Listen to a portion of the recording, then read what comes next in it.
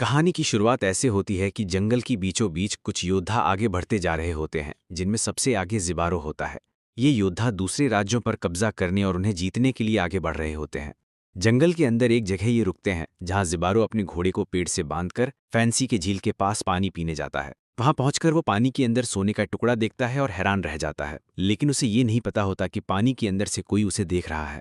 ज़िबारो वहां से जल्दी उठकर भागने लगता है। उसे महसूस होता है कि कोई उसके पीछे है, लेकिन जब वो पीछे मुड़कर देखता है तो वहां कोई नहीं होता। तभी पानी के अंदर से एक गोल्डन लेडी, जिसका नाम सायरन है, बाहर निकलती है। वो पागलों की तरह नाचती और जोर जोर से चिल्लाती है। उसकी चीख की आवाज सुनकर आसपास जितने भी योद्धा थे वे सब उसकी ओर खिंचे चले आते हैं। उसकी आवाज से सब मंत्रमुग्ध होकर उसके प्रेम में पड़ जाते हैं। वे उसका पीछा करते हुए एक दूसरे से लड़कर मर जाते हैं। जिनमें बचने वाले पानी में डूब जाते हैं। सिर्फ एक योद्धा बच पाता है, उसका नाम ज़िबारो होता है। वो सायरन को जोर से चिल्लाते हुए देखता है, लेकिन सायरन की आवाज का ज़िबारो पर कोई असर नहीं होता, क्योंकि वो बहरा होता है। इस बात से सायरन हैरान हो जाती है, क्योंकि अब तक उसकी मैजिकल आवाज का कोई भी प्रत्युत्तर नहीं दे पाया था।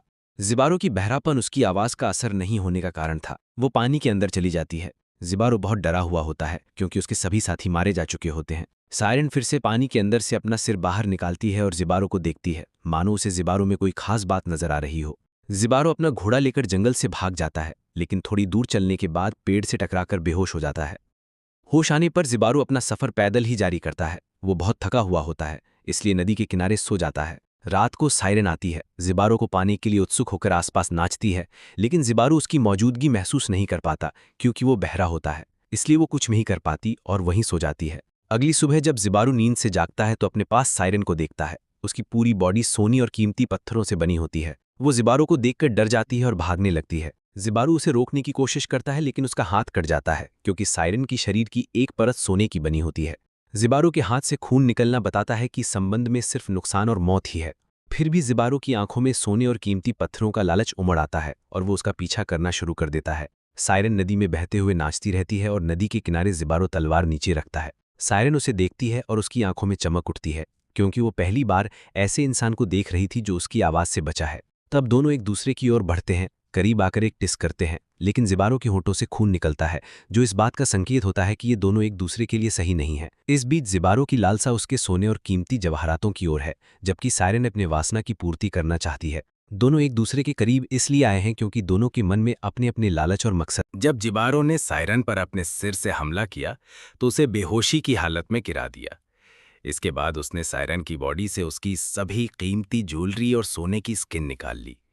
सायरन गंभीर रूप से घायल हो गई थी, पर ज़िबारो को उसके दर्द और चोट से कोई फर्क नहीं पड़ता था। उसको केवल लालच ही था। उसने सायरन के शरीर से सोने का हर एक टुकड़ा निकाल लिया, फिर उसे नदी में फेंक दिया। इसके बाद वो भारी वजन लेकर जंगल से भागा। सोने का भारीपन उसे ले जाने में दिक्कत दे रहा था, पर उसकी वजह से वो वापस लौटने लगा, जबकि उसे पता था कि इस जंगल से बाहर निकलना इतना आसान नहीं। सायरन की बॉडी बहती हुई अपने तालाब तक पहुंची, जहां से खून का सैलाब बड़ी नदी में फैल गया। जब ज़िबारो नदी के किनारे पानी पीता है तो उसके शरीर में मैजिकल खून भीतर चल गया था, जिससे उसकी सुनने की शक्ति लौटने लगी। वो अजीब व्यवहार करने लगा, क्योंकि पहले उसने आवाज़ें कभी नहीं सुनी थीं। धीरे धीरे वो खुद को शांत करता है और जंगल से निकलने की तैयारी करने लगता है।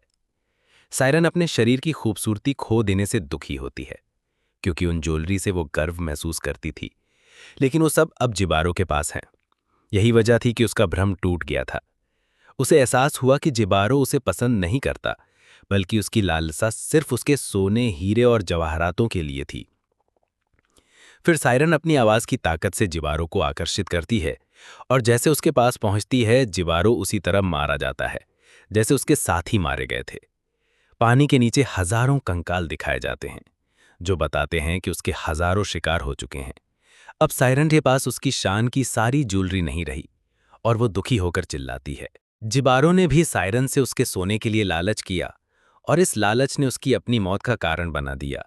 इसी तरह आज के समय में लोग अपनी लालसा पूरी करने के लिए कई बार बिना सोचे समझे दूसरों को नुकसान पहुंचाते हैं। ये कहानी साधारण सी लगती है, लेकिन इसके भीतर गहरे अर्थ छुपे हैं, जो बार बार देखने पर समझ में आते हैं।